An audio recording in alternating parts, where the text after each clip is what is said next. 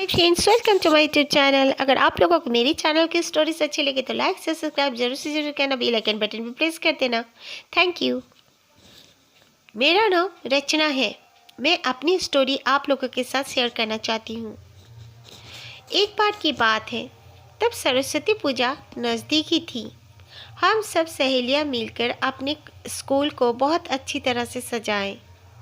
उसके बाद हम लोगों ने डिसीज़न लिया कि सुबह से हम लोग दोपहर हो चुका था, क्योंकि दूसरे दिन हमारे सरस्वती पूजा था। शाम के समय में खैर लड़के जाया करते थे सजाने के लिए, लेकिन हम लोग को बस सुबह ही परमिशन था। फिर हम लोग सोचे थे कि हम लोग माँ सरस्वती की हमारी जो क्लास रूम है जहाँ माँ को बैठाना था, वो सारी जगह हम लोग साफ़ सुथरा करके और सजा कर हम लोग सीधा पोखर चले जाएंगे। वहाँ से अपना नहा धोकर उसके बाद घर आएंगे, क्योंकि हमें घर आने के बाद नहाने जाना ही पड़ता। उसी तरह हम लोगों ने अपना अपना कपड़ा भी पकड़ रखा था। फिर हम लोग चले गए। जैसे हम लोग ने सोचा था वही काम हम लोगों ने किया।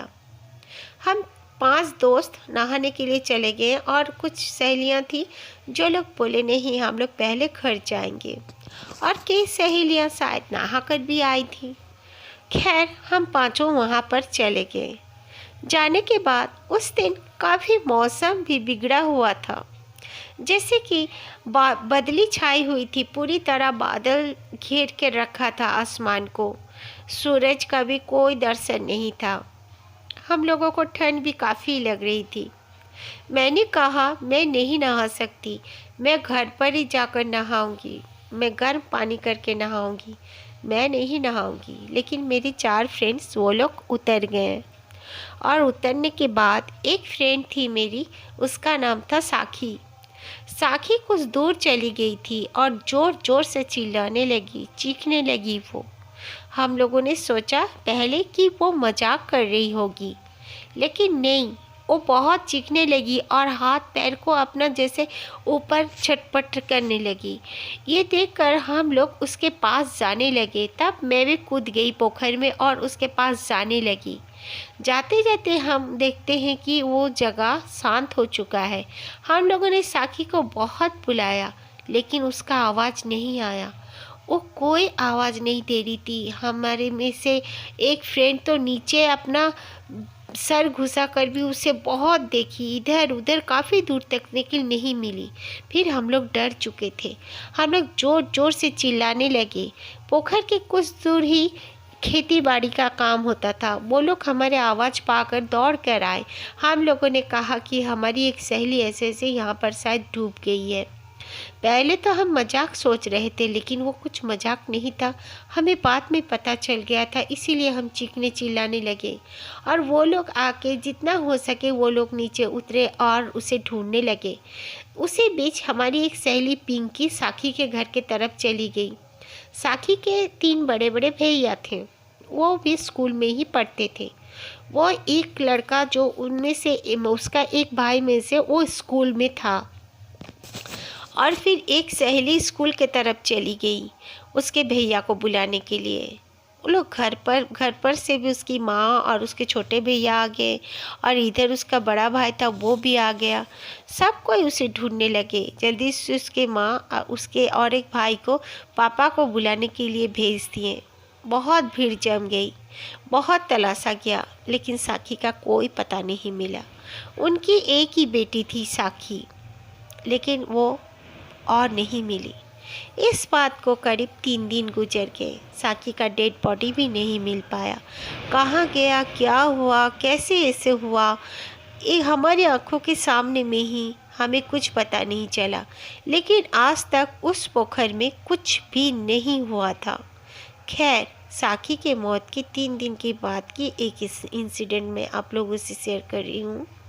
जैसे कि वहाँ पर एक औरत रात के समय में, रात मतलब क्या, तब 6 साढ़े 6 बजा था और गांव में काफ़ी रात हो चुकी हुई थी। तब रात ही हो जाता है, और फिर तब ठंडा का मौसम भी पड़ गया था।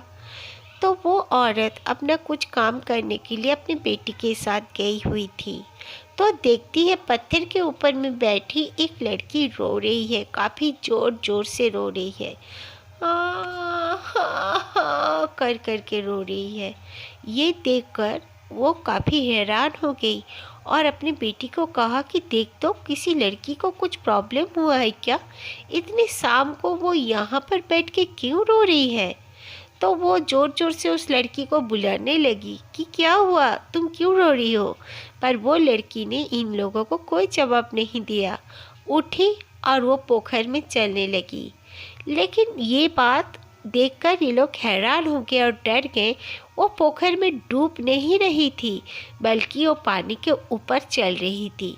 तब इन लोगों को समझ में आ गया कि माय गॉड, ज़रूर कोई दहशत भरी बात है, ये कोई इंसान नहीं है। वो लोग दौड़ते हुए अपने घर चले आए। ये बात धीरे धीरे बहुत ही खतरनाक होने लगा। हर कोई उसे देखने लगे, साखी को। लेकिन साखी को कुछ कोई सामने जाते तो वो बिल्कुल गायब हो जाया करती थी। तब एक बाबा जी से, वहीं पे एक पंडित जी रहते थे, यानी सबको उनको बाबा जी कहते थे। उनको पूछा गया कि इस तरह एक लड़की का पोखर में मौत हो गया था और शाम होने के बाद ही वो लड़की इस पोखर में दिखने लगी है। वो बाबा जी आए और कुछ इधर उधर देखे, पढ़े, कुछ फूल वूल पूजा का फेंके। फिर उन्होंने कहा उस लड़की का डेड बॉडी उस तरफ किसी झाड़ियों में दबा हुआ है, पुलिस बुलाओ। पुलिस भी आके पूरा सर्च किया था, लेकिन पुलिस को भी वो मिला नहीं था, इसीलिए ऐसी हालत हो पड़ी थी। तो पुलिस फिर से आई और बाबा जी के कहे मुताबिक वहाँ पर सर्च किया गया, तो वाकई में उसका डेड बॉडी मिला। और डेड बॉडी मिलने के बाद उसका क्रियाक्रम किया गया। उसके बाद से वहाँ पर और कभी किसी ने साखी को नहीं देखा। फ्रेंड्स, मुझे सर्दी हुआ है, इसीलिए मेरा आवाज़ बिल्कुल चेंज हो गया है, इसके लिए सॉरी। और एक सेकंड स्टोरी मैं सुनाऊंगी, जो कि मुझे बांग्लादेश से एक लड़की ने शेयर किया है। उसका नाम है भूमि। मैं अपनी चाची की एक स्टोरी आप लोगों के साथ शेयर करना चाहती हूँ। वो मेरी चाची नई नई शादी होकर आई थी और शादी के 7 दिन के बाद से ही वो पोखर बहुत जल्दी जाया करती थी अपना काम निपटाने के लिए, यानी कि कपड़े धोने के लिए।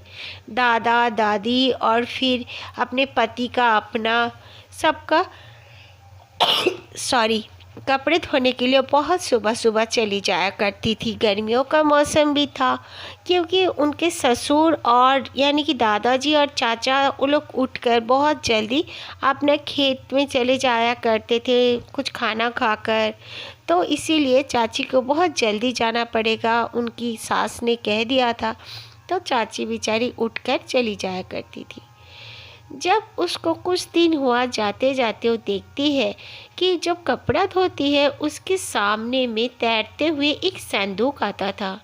उस संदूक को देखती थी और सोचती थी कि मतलब पहले दिन वो सोची कि क्या चीज़ है ये, इतना सुंदर संदूक यहाँ पर क्यों आया है। वो बिल्कुल पीतल का लगता था और ऐसे वैसे नहीं, राजाओं का जिस तरह सिंदूक होता है उस तरह सजा हुआ मोतियों से और फिर कुछ कीमती पत्थरों से जड़ा हुआ सिंदूक नजर आता था। वो सोची कि इसमें कोई खजाना तो नहीं है। सोचकर वो सोच ही रही थी कि वो जाएगी, लेकिन उसको काफ़ी डर लगने लगा और गई नहीं। फिर चाची घर चली आई अपने काम करके। फिर दूसरा दिन, तीसरा दिन, चौथा दिन, पांचवा दिन भी उसे सिंदूक उसी समय में दिखा।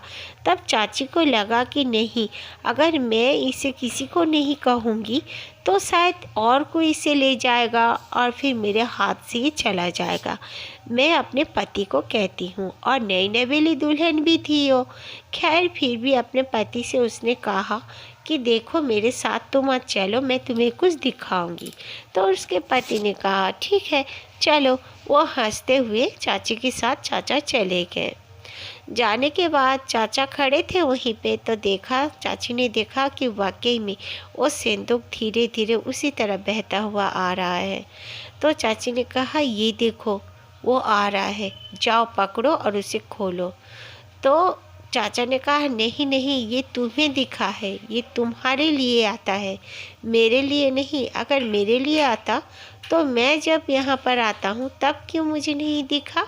नहीं, ये इसे मैं हाथ नहीं दे सकता, ये तुम्हारा है, तुम ही इसे पकड़ो और खोलो। तो चाची डरने लगी।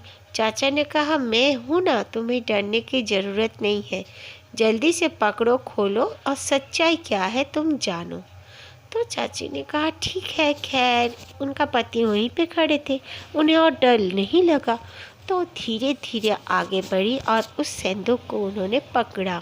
पकड़ने के बाद उन्होंने साइड में लाकर चेक खोला। खोलते ही चाची के होश उड़ गए। चाची शायद जिंदगी में जितना दिन तक जिंदा रही वो वही सोचते रही कि उन्होंने वो संदूक क्यों खोला। उन्होंने देखा कि उस संदूक में और कुछ नहीं, चाचा का ही डेड बॉडी था। और यही नहीं, डेड बॉडी बिल्कुल जैसे 5-6 दिन से, मतलब जब से वो देख रही थी उस संदूक को, तब से जैसे उस संदूक में वो डेड बॉडी पड़ा हुआ है, कम से कम 1-2 हफ्ता से। बदबूदार एकदम डेड बॉडी हो चुका है। और चाची ये सब देखकर घिन से वो दौड़ने को उन्हें क्षमता भी नहीं कि उनका जो चाचा पीछे में भी खड़े थे, वो देख रहे उनका पति खड़ा है पीछे, फिर उसका पति का ही डेड बॉडी है।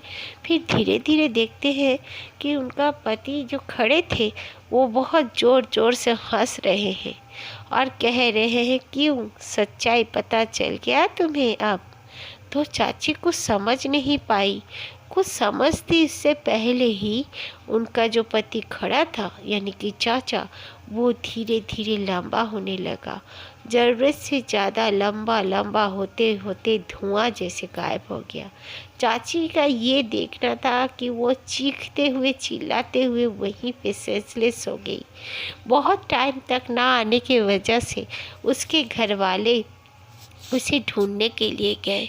जाकर उन लोगों ने देखा तो चाची वहाँ पर सेंसलेस होकर पड़ी हुई थी और उनका बेटे का डेड बॉडी भी उनको मिल गया। ये देख जानने के बाद सब ताजुब हो गए कि ऐसे कैसे हो सकता है, इतना गला सड़ा उसका डेड बॉडी कैसे हो सकता है, ये तो कल रात तक ठीक ठाक था। किसी को कुछ समझ में नहीं आया। फिर जो होना था हो चुका था। चाची जब होश में आई तो चाची का जो चेहरा था बिल्कुल बदल चुका था। उनका चेहरे में जैसे कुछ वैसे पहले जैसा खूबसूरती बात ही नहीं थी। और यही नहीं, उनका मुंह टेढ़ा हो चुका था और वो बात भी नहीं कर पा रही थी। फिर धीरे धीरे वो बात तो कर पाए, लेकिन ज़िंदगी भर उनका मुंह सीधा ना हो पाया। और चाची बेचारी अपने आखिरी सांस तक ये नहीं समझ पाई कि उसके साथ ऐसे क्यों हुआ, क्या हुआ। शादी हुई इतने अच्छे से, इसके बावजूद उनके साथ ऐसे किसने किया। कोई कोई कहता था कि चाची के ऊपर में किसी को इतना नाराज़गी थी, किसी ने उनके साथ ब्लैक मैजिक किया था शायद, इस वजह से उनको इस तरह परिणाम भुगतना पड़ा। ये चाची कभी नहीं बता पाई।